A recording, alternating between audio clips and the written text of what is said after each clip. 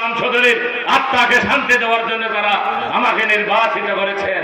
আমি আপনাদের আশা আপনাদেরকে নিরাশ করব না, আপনাদের আমানত খেয়ানত করব না। আমি আমাদের প্রিয় নেতা আলহাজ আব্দুর রহমান বদি এবং আমাদের উকিয়া টাকনাবের মাননীয় সংসদ সদস্য শাহিন আক্তার চৌধুরীর সাথে সমন্বয়ের মাধ্যমে এই উকিয়া উপজেলার 5টি ইউনিয়ন 45টি ওয়ার্ডকে আমরা চাইলে সাজিয়ে মাননীয় প্রধানমন্ত্রীর স্বপ্নের স্মার্ট উকিয়া বিনির্মাণ আমরা কাজ করে যাব।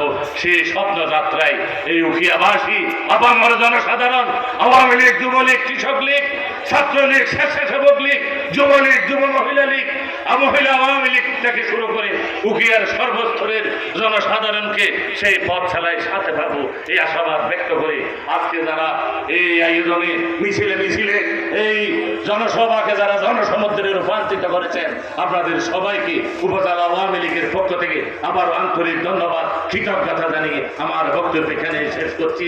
জয় বাংলা, জয় বঙ্গবন্ধু, জয় হোক উকিয়াবাসী। আপনারা একটু বসেন, আমরা একটু খেয়ে দেব। যে মানুষগুলি স্বাধীনতার